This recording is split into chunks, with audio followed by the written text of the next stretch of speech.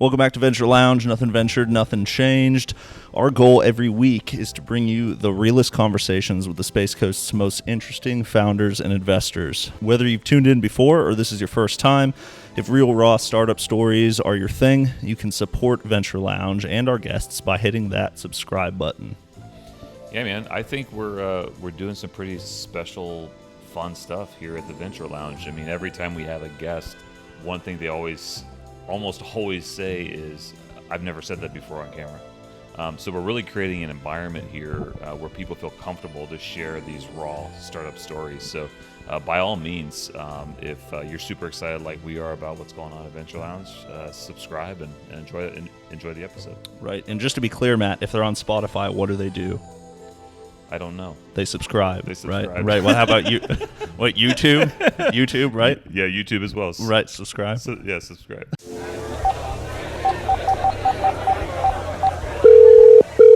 Welcome to the Legacy Angel Network Venture Lounge, where nothing ventured is nothing changed. For Matt Helmenthaler, press 1. For member services, press 2. For real raw startup stories, press 3. For all other questions or concerns, please wait on the line in our... Good evening, everyone. I'm Matt Helmenthaler, and you're listening to Venture Lounge, after-hour conversations with founders and investors. These are the stories, insights, and conversations that you aren't going to find on the company website. Because the real lessons you learn in the startup world, the risks you take as an entrepreneur, the highs and the lows, the moments in your journey when no one else believes in you right before you break through. Those are the moments that you just have to hear for yourself. So grab a drink and listen in to the men and women who are changing the world. Welcome to the Venture Lounge. Cool. All right. So let me first kind of introduce our founders here. So the first, Mr. Kyle Kennedy. Please give it up for Mr. Kyle Kennedy, please. Kyle! Yeah. So Kyle Kennedy, the founder, CEO of Seafarer Exploration. Really brief. We've been going down a path with Seafarer now for 4 years. 4 years we've been going down a path with Mr. Kennedy. He has successfully turned a treasure hunting salvage company into a technology company, and he'll talk more about that later. Really cool stuff. Mr. Chance Glasco, please give it up for Mr. Chance. Chance is the creative director for Good Dog Studios, ex-co-founder, co-creator also of the Call of Duty franchise. Mr. Chance Glasgow, man, thanks so much for coming. And then Mr. Alex Buckles. Alex Buckles, yes. Amazing founder, even more amazing of a human being, if you ask me. But he's the CEO of Forecastable, and just really glad that you're here tonight, Alex. And then Mr. Charle Lewis, founder and CEO of Blue Wave and Waterfall Ventures. Please give it up for our panel. All right, founders, are you ready for some questions? And actually, technically, Charlie, you could answer some of these too, because you are also a founder. You are not just an investor. That's correct. Yeah, that is correct. You're both. You're a unicorn. Congratulations. I'm not a unicorn. Yeah. All right, cool. So, Chance, let me ask you, Ben. Sure. What have been some of the biggest challenges that you have faced as an early stage founder? I think when you're addressing the majority of VCs, there's some exceptions with some video game VCs, which are not that many compared to all the other VCs. Is they're used to this very kind of early, gradual ramp up to revenue. But when it comes to video game development, you're working your ass off hardcore for anywhere between 1.5 and 3 years, whatever it would be for the project. Nothing, and then you launch the project. It goes out on Steam, goes out on the Xbox store, goes in the PlayStation store, and all of a sudden you get this huge bump in revenue, like release date, right?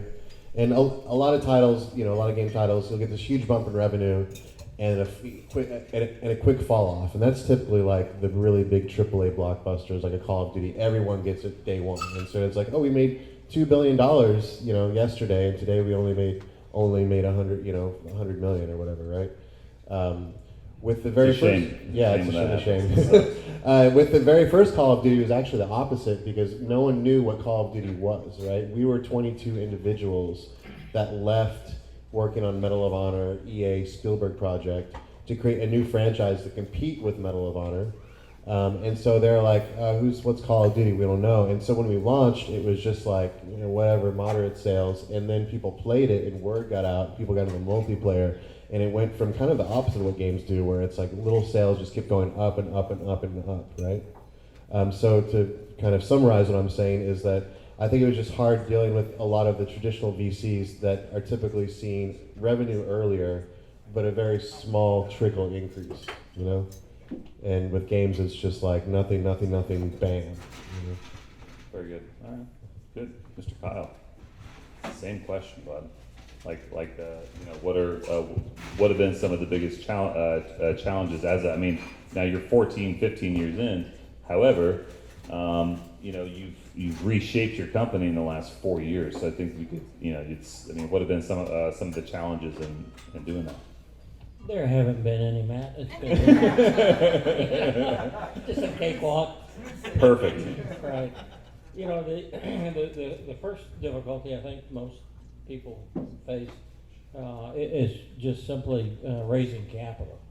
And in my past, I had a broker dealer, and I took companies public, and I took over 600 companies public around the country. And the thing I saw that caused most of them to fail was first not being able to raise enough capital. They often came in underfunded, stayed underfunded until they died. And so that's funny. Yeah. I'm just kidding. Right. But beyond the funding, the next thing was the management. We would have companies come in and they'd have a great idea, but their management didn't know how to put it together to make it all work, and they would come up with different problems, etc. In our situation, our company basically wants to go after shipwrecks out in the ocean that wreck with tonnage on them of gold and silver. And we want to go after wrecks that have never been found before. And the history of ships sailing from Havana to Seville, Spain, is after Columbus discovered the New World, they discovered that there was gold and silver. And so starting in approximately 1502, the Spanish began to send down ships, fleets of ships that would come down and pick up treasure. They would refuel basically in Havana, fix their sails, their leaks, etc. And then they try to sail non-stop from Havana to Seville, Spain. They would sail up the coast of Florida because of the Gulf Stream. And these big giant ships, commonly known as galleons, could only sail at about 4 knots with all their sails. Well, the Gulf Stream is 5-6 knots, and so they couldn't hardly sail against it. But it was an elevator ride home going with it. All right, the one thing they didn't have was the Weather Channel. And they would be coming up the coast, and storms would hit them, hurricanes would hit them, and sometimes sink entire fleets. And for 300 years they did this. They from 1502 to about 1810, and you got ships out there with not just tonnage. I was just reading today an article of a guy pulling over 100 tons of silver bars just off of one wreck, and he was a pirate. He found it in 1688, but there was hundreds and hundreds, well, in fact, there's thousands of these ships that sunk during the course of this. Well, when these ships sink, woodworms typically eat the wood of the ship, and then it dissolves, and all the gold and silver and emeralds and all this kind of stuff sinks through the sand down to the hard rock. And when it gets to the hard rock, it stops. Okay, the problem has been for treasure hunters that they'll swim right over billions of dollars of treasure and not know it because you can't see it, and there's no equipment that shows it to you. And the only equipment that exists that can only see iron and nothing other than iron is a cesium vapor magnetometer. And, you know, you can put one little nail on top of 5 tons of gold. It'll show you the nail, but none of the gold. Okay?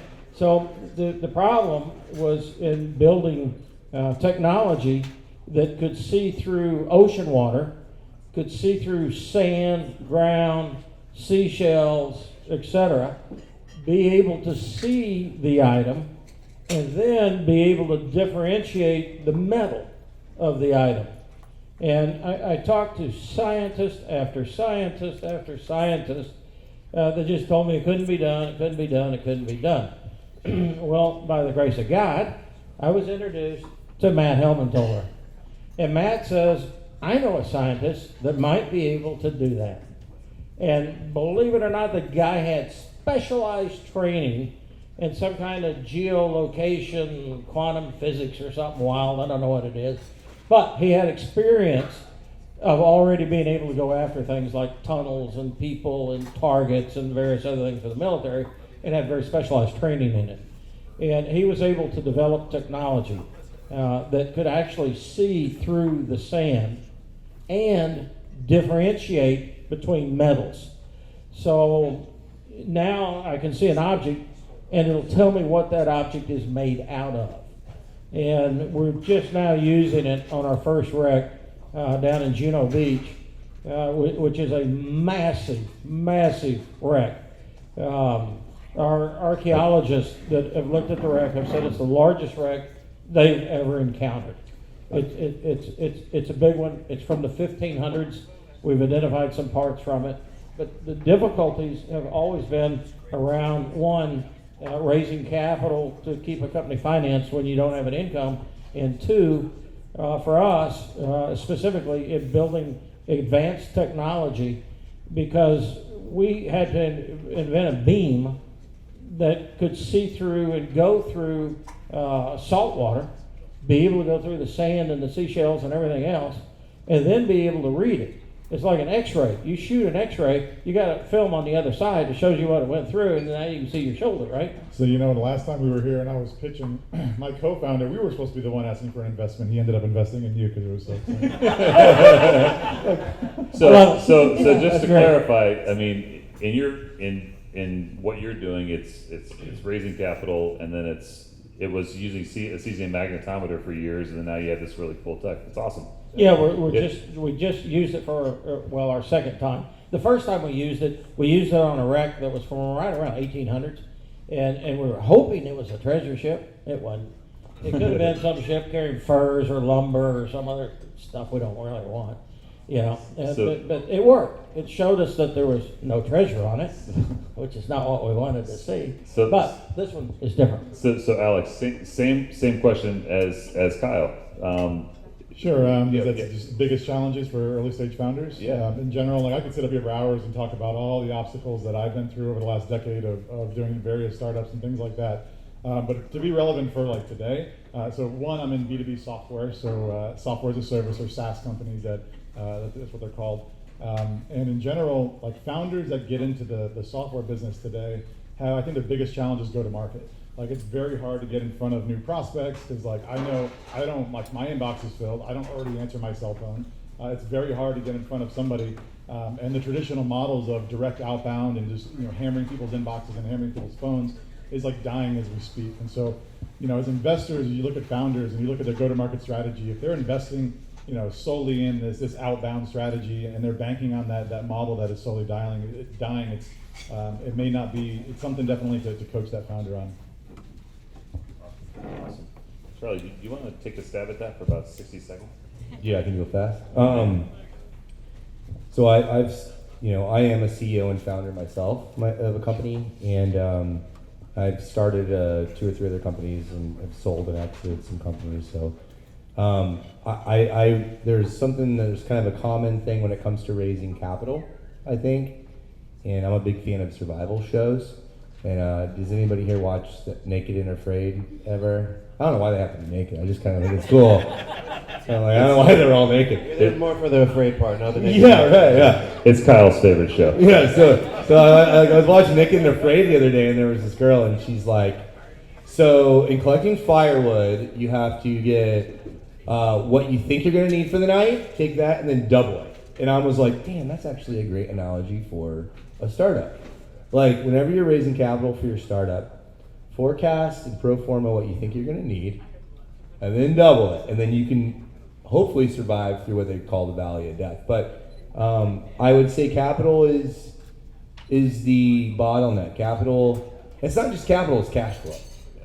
Like, I don't have an option to not make payroll, right? And so making sure that you have the cash in the bank to cover payroll, right? That's what keeps the founder up at night. So I would agree with a lot of these guys that raising capital and more than you need is how you really ensure that you're going to be a successful startup.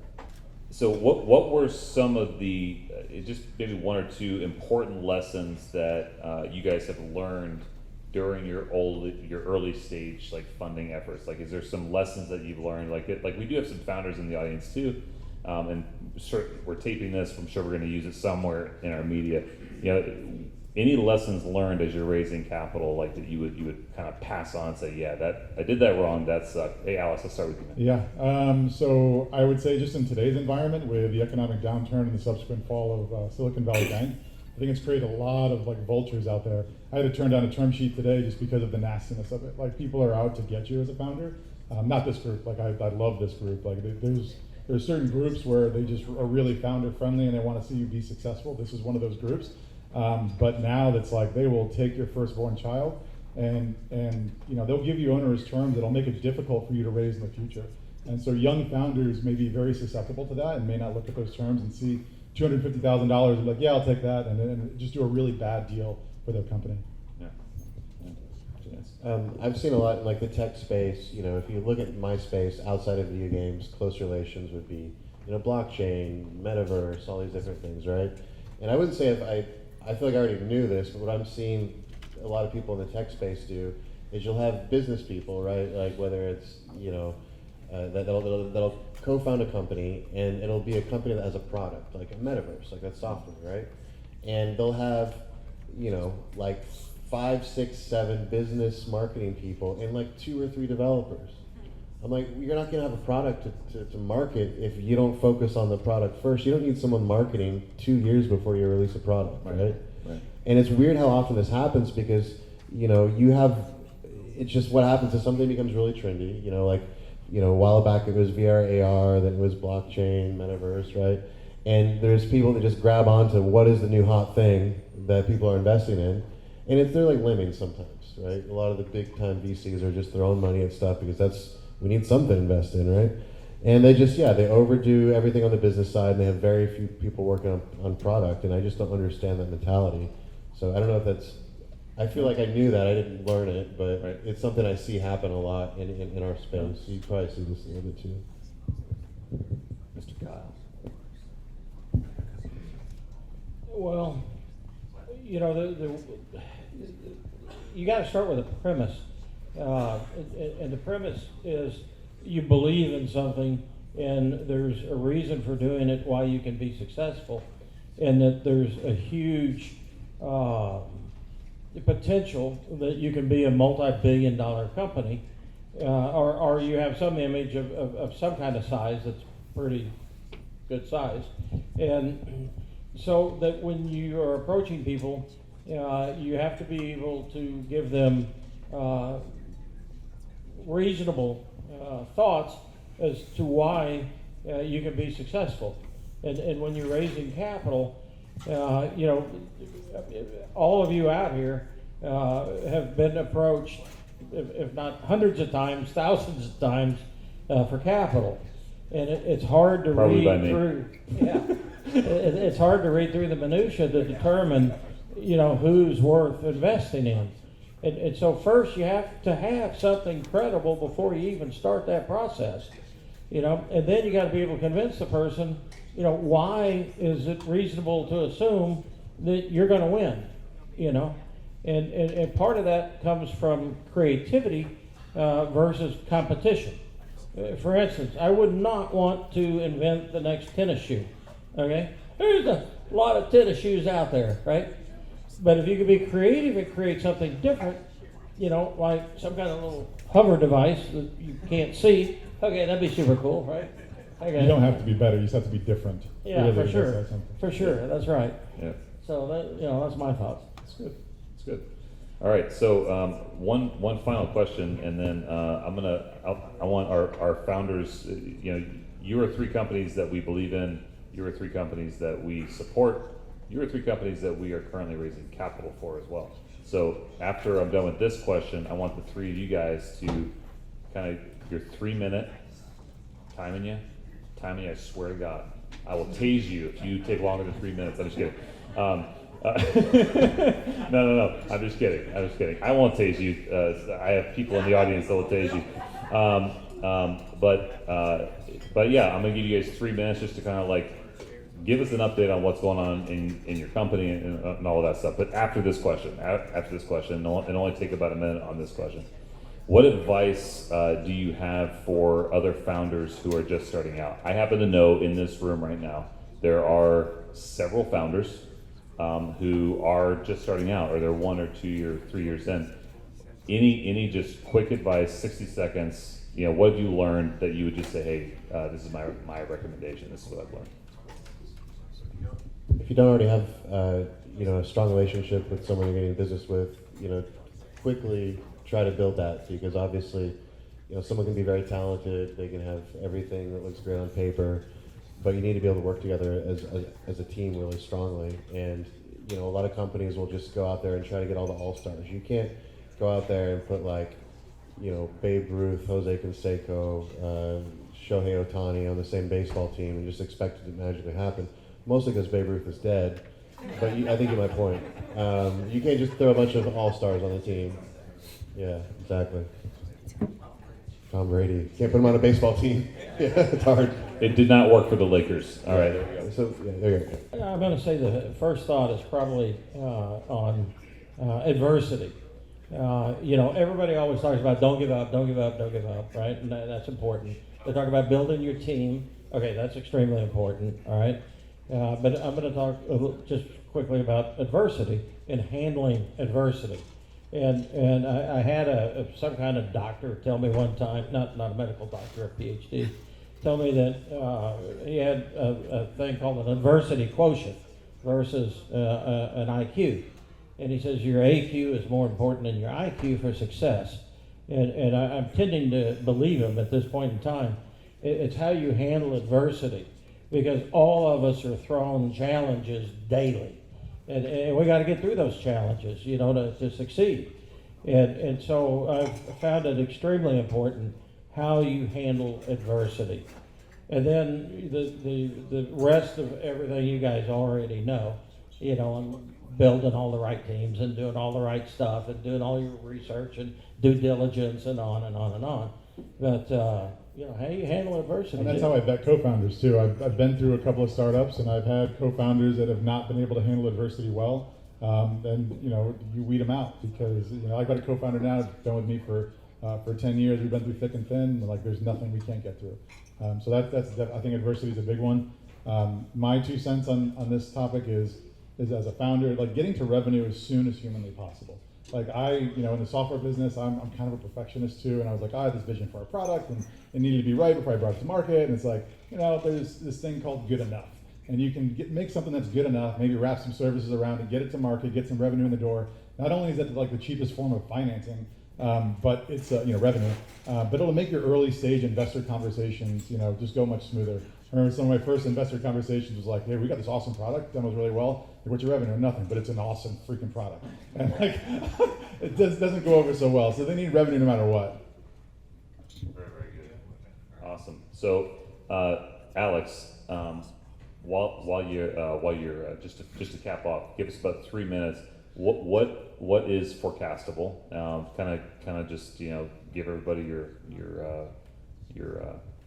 pitch there on what that is. Sure. So Forecastable is it's a SaaS platform that enables sales teams to co-sell more effectively with their partners. So in general, when you're a large software company trying to do very large deals, so let's say you're Adobe and you're trying to sell a $20 million a year deal to Home Depot, you don't do that in a silo. Like, you do that by calling up Accenture or Deloitte or other tech companies and partnering with them to create a whole solution that you can then go sell to Home Depot. And salespeople tend to be very focused on their own commission checks and their own deals, and so as they're in these deals together, they tend to be very inwardly focused. And so our technology allows them to align around a deal and visualize, the buying committee they're selling to, and visually indicate who's in their corner, who's not in their corner, where they've got executive alignment, where they've got support, and they can kind of all operate through this single pane of glass, regardless of what CRM they're running in the background. And with kind of that direct sales model going down and customer acquisition costs going up, going through partners and co-selling in that fashion is the lowest customer acquisition cost that you can deliver. And so that's what we focus on. I also have a nonprofit. I'm very focused on autism, and so even since I last spoke, we have like really major updates on that. I think we're going to have the biggest impact on autism in the entire country, without a doubt. Seriously, it would be worth your time to go and talk to Alex about what he's doing, not just with Forecastable, but his why. I'm a big why guy. Like, why are you doing what you're doing? What motivates you? What's your passion? This guy's passion is insane. And so definitely tonight, grab him. Well, not grab him, but never mind. Good night, everyone. All right. Talk to Alex about, anyway. Kyle, 3 Manitos. I love you, buddy. I got to bust your chops. Yeah, but he's got a gun pointed at me, but that's okay. Right. Seafarer, as you guys know, we evolved from just being a treasure company to a technology company. We're inventing all kinds of technology. Sometimes the water on the bottom is just black and murky. We've developed equipment that can take fresh water from the top, put it on the bottom, and we can see perfectly. We've invented equipment, and we're inventing equipment right now that's a handheld magnetometer type thing that is a handheld device. It just says, hey, here's the gold. Right there. Okay, so you're swimming along on the bottom, it goes, beep, there it is, and it says gold, all right? So the way I look at our company is somewhat of a lottery ticket that doesn't expire, okay? Our company's totally different than most of the companies in the world, okay? And so we're pretty unique in what we're doing, but it's the advances in technology, and we've been very fortunate that we're in a community where you have more PhDs per capita than anywhere else in the country. And this is going to allow us to continue to build technology. We're building a device right now, and I was blown away by this, that you can put in the water, and it'll tell you if there's a colonial era, that's a treasure ship, a colonial era wreck within 50 miles of where you put the sensor in. Okay, now that's pretty cool stuff, okay?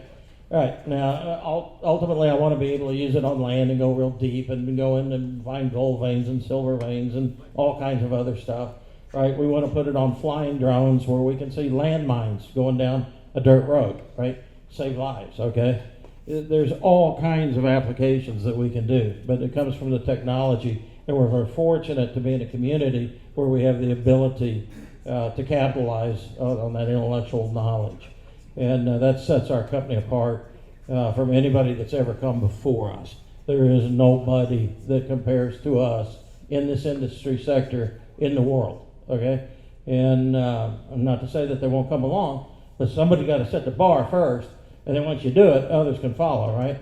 And right now we got a head start, and things are looking really good. We got a huge wreck down in Juno Beach. We got some real excitement going. We're waiting on our last permit right now from the U.S. Army Corps of Engineers. I'd already be digging this stuff up. And the Corps permit will come in shortly. I've had 7 other Corps permits. This will be my 8th Corps permit. We're close. I don't know what day we'll get it on, but it'll happen soon. And when it happens, we're going to be out there in full force.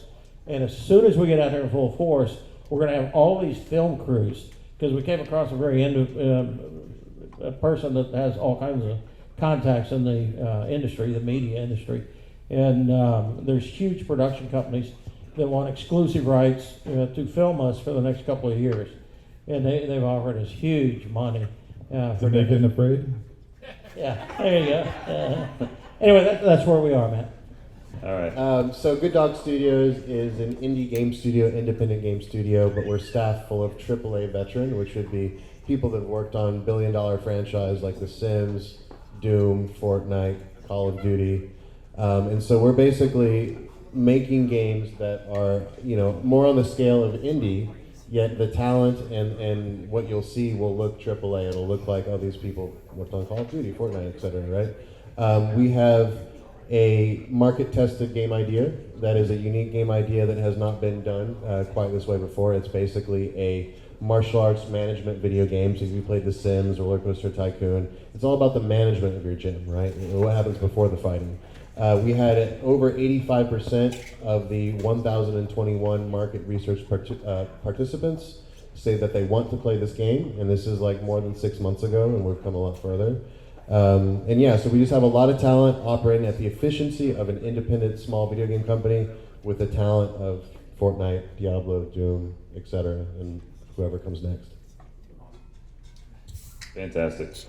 And then I'm going to say this. I'm going to come back to you, Alex, really quick. Scott whispered in my ear. By the way, that was really close to my ear. It was very warm. It did put a little shiver in the back. Yeah, that's good. All right, Alex. No, it didn't. I'm just kidding. Alex, could you just talk about the autism stuff that you have, like just kind of like lay that out a little bit, because you did that at our last event. It was powerful. You just take like a minute and just tell everyone what you're doing with that. I can have like Kyle level time on this topic. Kyle, size your time. Yeah. So for me, my son's in the spectrum, and I found out pretty early on that there's really not services after the age of 21.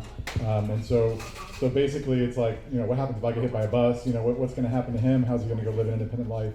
And in order to live a financially independent life, you've got to have, be activated in the workforce. You've got to earn your own money. You can't just depend on charity. And so basically we want to create a program that would allow individuals with autism to get activated in the workforce. So what's happened since I last came here was there's a company called Mentra.me. Mentra just received their seed round, multi-million-dollar seed round a couple weeks ago. It's being announced in Forbes coming up.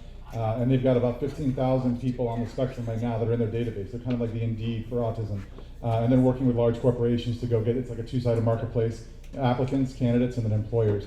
But out of those 15,000 applicants, they only have 40 jobs.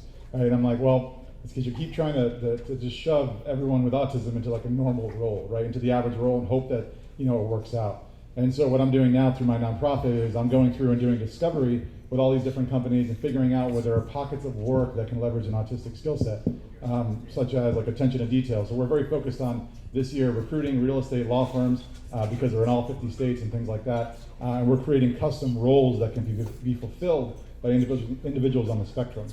Now, at the same time, a lot of employers, I feel like, don't hire on the spectrum because there's like this fear of litigation. And it's like fear of what happens if I need to terminate. And so we want to be the employer for all of those individuals, so we kind of de-risk the direct employment relationship. And so all of them will work through us. I'm meeting with the founders of Mentra in North Carolina next month. And I'm putting together their entire revenue strategy, and basically I'm going to feed them a whole ton of jobs, a whole ton of candidates, and I'm going to create jobs in all of the Fortune 1000 accounts they have. We've got a lot of good engineers in the game industry that are on the spectrum. Like, to me, that's when I find someone's on the spectrum, I'm like, I look extra into them because, like, it's like you're made to program. My son literally wants to grow up to be a video game designer. I'm trying to tell him, like, he doesn't know the difference between coding and playing yet, so we're trying to figure that out. Well, let's chat after. I can give you some. That's awesome. All right, so really quick, Charlie, I got a couple questions for you, man. From the investor side, you've been around the block a lot. You manage over 130 angels out in Orlando.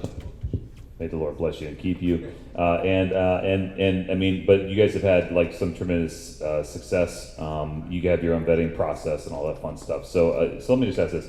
How do you determine which early stage startups to invest in, and what are some of the key qualities you look for in founders? So first of all, we've decided to move away from syndication, and I think this is kind of like you guys get to hear it here first. Because I dropped some. This just happened, guys. Yeah. Tonight. This actually happened today, actually. So we are actually launching, and we'll be public with this in about 3 weeks, but we're launching a $15 million early stage investment fund. And we're going to go public with that, and it's going to be a 2% management fee, 20% exit carry, and 5% of the exit carry is going to go back into a 501c3 to be reinvested in the community with non-dilutive capital. So it's kind of like a for-profit, for good fund, which hasn't been done in the state of Florida yet, and that's pretty cool to do. But yes, I have done, starting in 2015, a group of fellow accredited investors and angels got together and pooled our capital, all founders and owners, and we started investing, and we just really got lucky in 2015, and we invested in a company called Fat Merchant or Stacks. It was our first big exit, and we did 18x tax-free exit in 2020, and so we made millions of dollars on that. And one of the things that I like to recommend to people is, first of all, get involved with Matt. Matt actually has a really great strategy. You need to take, I always recommend, about 10% of your disposable investment income and put it into some risky businesses like these guys here. And one or two of those exits will pay tenfold on all of your investments. The key is stay consistent. Try to get yourself over a 3 to 5 year period of time into at least 10 investments, and then set on them and expect exits between 5, 7, and 10 years. And I think consistency and making sure that you don't get overly excited and throw 100,000 at one and then 20,000. Always stay consistent with your amounts, right?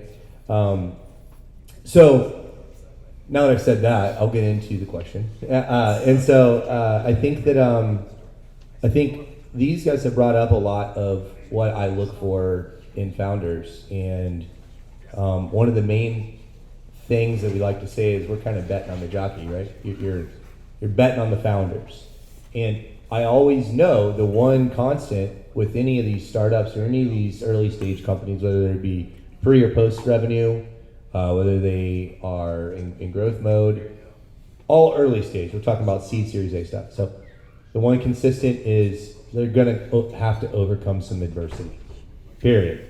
They're going to have to pivot their product. They might have to completely reinvent themselves. But the thing that I look for and the thing that our angels look for is, do they have the capacity and the drive to stay at it and stay in business?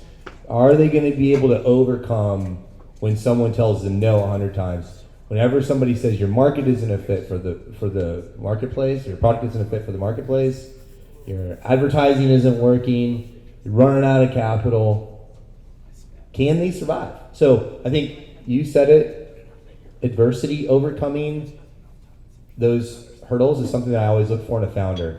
Do you have the grit? Because you're going to need it, right? So that's what a lot of what we look for. And if the founder isn't there, I don't even care about the product. You're the wrong person to take this product to market. And then if you want to get into like the check the boxes type of qualifications, we do look at a lot of market trends, right? You're right, Chance. A lot of times we just throw money at some trends. Yeah, it happens. I think that you have to really look at the entire marketplace and figure out where things are trending, where they're going, where is the biggest opportunity. I mean, we're in a complete, we're in a new era of AI right now, which is crazy, and I think that's our next. There was Industrial Revolution, right? And there's a lot of things that have changed our entire race, and I think AI is the next one. So I will be probably leaning into the AI space a little bit. I think that's AI is different than the blockchain trend. You're right, yeah. Like the NFT. I use it every day now. Bubble. Everybody does. A giant bird told me, a giant bird, I mean my marketing guy who's 6'10", that Alex, that's an AI photo of you. It is. That's not even like, It is an AI photo. So I've got a couple opinions in AI I'm happy to talk about for the room. But in general, I think it's a cash grab. Like, there's lots of technologies out there you can create photos from AI. And so I found this company in Switzerland, a couple of young entrepreneurs, really like masters in data science, like really smart dudes. And I'm cutting a deal with them right now where I can be their distribution arm, so I don't have to go build another tech company. I can just do what I do best and like do B2B distribution. And I have like lots of AI headshots now. Wow. But in general, for like those in the room, though, like in general, like AI, I do think is the next big thing. And we're working on AI stuff at Forecastable, but like AI, like true AI, is very expensive. Like, you know, it's not just about hooking up to ChatGPT and like checking that box and saying you got an AI product. Like, building true custom AI models requires development expertise. You have to hire, in many cases, really expensive machine learning engineers to get it done.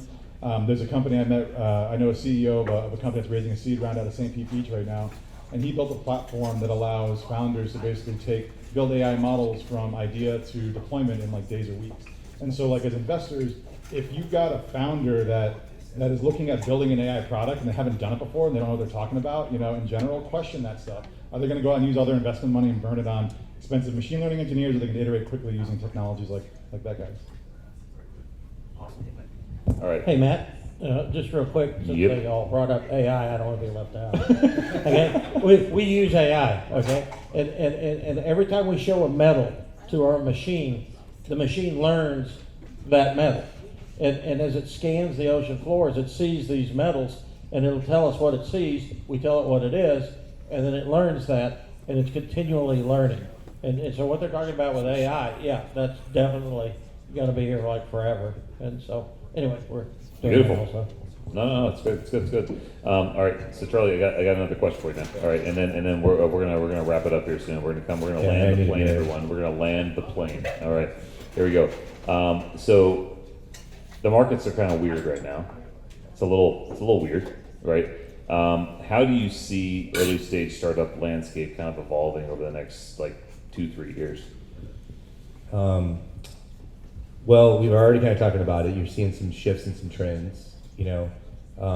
But I think, you know, specifically when it comes to like technology space, you're seeing valuations actually start to true up a little bit. I think there was a valuation bubble, and now that is definitely correcting, and it needed to correct because we were cruising even more if it wasn't corrected.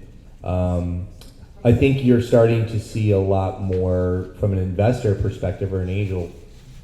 You know, you're someone who is an accredited investor and you're looking, where do I put my money right now? Like, I think we're all like, well, shit, where is it safe, right? Like you have all these big banks being bailed out. So is it safe in banks? Is it safe in the bond market? It's not. That's why the banks are failing. It's safe and forecastable. It's safe and forecastable. I'm getting there. You don't steal my thunder. I think that it's not safe in the public markets. Forecastable right? accepts credit card, everyone. I don't even open up my investment account. When I see my mutual funds and my financial advisor sends it to them, I tell them take me off of the mailing list. And so I think we're all looking for a safe place to put our capital. And there's one thing that I'll say that I actually think a down market, a recession market, this environment is actually an ideal time. This is where people make millions. This is where people really become wealthy in these down markets, because now you're going to get realistic valuations. You're going to be able to go in and really be able to make an impact through a group like Legacy Angel Network, where you can place your capital and know that your capital is being babysitted, I guess, for lack of better terms.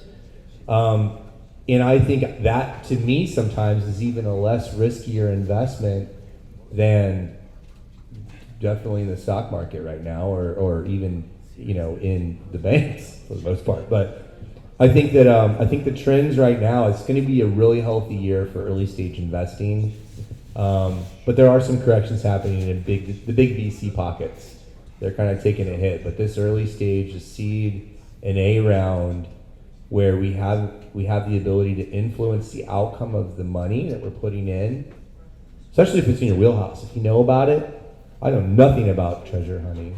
So but you're publicly traded, so I'm about ready to walk out of here and buy some of your stock. But You should, like a whole lot. you know what? Or just back up the Based truck on what and you're just telling load me it up. here, with this permit you're gonna get. So I think this is a good time. I think you're able to move your money in a place where you have trusted people that are watching your investment, ensuring that the outcome is going to be something you can influence. So that's where I see trends happening now. Awesome. Please give it up for our panelists, everybody. Guys, we're so glad that you made it out tonight. Thank you for listening and coming out. And here's what I want you to do. All right, a little piece of advice. All right, for the rest of the evening, I'm looking around the room. There's so many influential and successful people that are here. Thank you for being here. Something that's very difficult for us to do is to just be where our feet are. Am I right? Sometimes you're here, but you're not here. This is a great community. I know what you're talking about. Give us a phone. Yeah. Be where your feet are tonight. Enjoy each other. Enjoy the community. If you have any questions about Legacy Angel Network, by all means, come and talk to us. You can talk to me. You can talk to Scott. You can talk to, but afterward. Yeah. And then we'll have different things kind of going across the screen tonight if you have any questions about membership. But I also want you to look at these founders. Come talk to Charlie. These are things that you can actively look at. You can actively talk to these guys. It's very, very rare. If you go on the stock market tonight, you go and buy a stock, you're not going to have a meeting with the CEO the next day. You guys can look at these guys eye to eye, face to face, and ask them questions. So take advantage of the opportunity. We're actively raising for all three of these companies. We believe in these guys. So again, please give it up for them. Thank you guys for coming tonight. And what we're hoping is if there are enough interested parties in Viera, enough interested investors in Viera that are interested in this type of thing, we want to open up a lounge in Viera. We want to bring an investor lounge here for the Viera community. So by all means, if you're interested in this type of investing and being a part of this type of community, just come see me tonight. But hey, blessings, enjoy each other, enjoy the drinks, and have a safe night. Thanks, guys.